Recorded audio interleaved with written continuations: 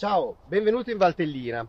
Ti ho portato in questo punto perché da qua puoi vedere molto bene l'ambiente dove noi coltiviamo il nostro nebbiolo, che localmente viene chiamato chiavennasca. Siamo nella parte nord della Lombardia. A ovest puoi trovare il lago di Como, mentre nella parte sud trovi la catena appunto delle Orobie, che ha come punta massima più o meno 3000 metri abbondanti. Dietro le Orobie trovi la provincia di Bergamo e la provincia di Brescia. A est invece trovi il passo dello Stelvio. Tutta la parte nord è invece la parte che rappresenta per noi il confine con la Svizzera. Quindi oltrepassando le Alpi Retiche, che sono appunto la catena nord, trovi St. Moritz. Considera che ti trovi su una parte che a livello geologico è molto molto importante ed è unica nel suo genere, nel senso che ci troviamo sul punto dove la placca africana si è scontrata sulla placca europea. Quindi questa linea, diciamo, di scontro che parte dal Piemonte e arriva ai Carpazi prende il nome di linea insubrica. Un'assoluta particolarità della Valtellina sono i terrazzamenti a secco. Adesso te li faccio vedere. Sono sicuramente un'opera d'arte e considera che da pochi mesi siamo entrati nell'UNESCO. Comunque vieni con me che ti faccio vedere come lavoriamo dentro i nostri terrazzamenti.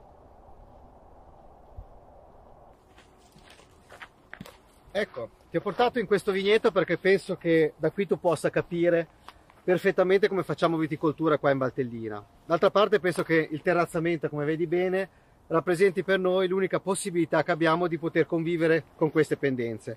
Guarda sotto, guarda la pendenza e guardati sopra. Per noi la pendenza è un fattore distintivo molto importante col quale dobbiamo assolutamente convivere.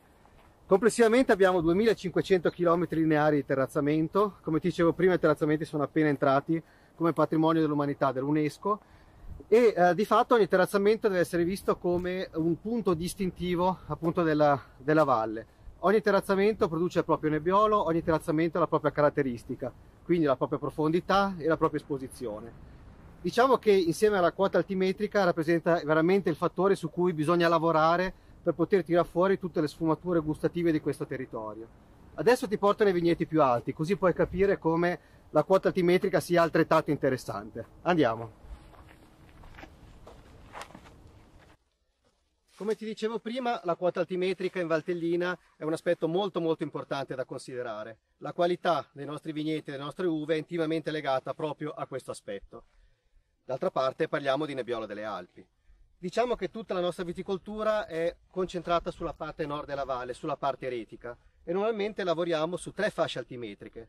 Vicino al fondovalle produciamo i nostri nebbioli classici, quelli che hanno meno struttura, meno complessità ma grande bevibilità.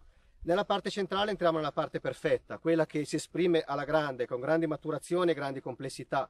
Normalmente qua si trovano le singole vigne. Sopra i 600 metri entriamo in un sistema molto molto particolare, quindi la temperatura è più fresca e qua si sente, e quindi è una zona che è molto vocata alla produzione di sforzato, che è il nebbiolo appunto prodotto col metodo dell'appassimento, nonché di vendemmie tardive. Qui ci troviamo a 800 metri, siamo un po' al limite della viticoltura valtellinese. Qui sopra vedete la torre di Teglio. Considerate che Teglio è un paese che è storicamente molto molto importante per la valle. Valtellina significa appunto Valle di Teglio. E inoltre le piante iniziano a piangere, quindi la stagione sta iniziando. Speriamo di andare contro a un'annata meravigliosa.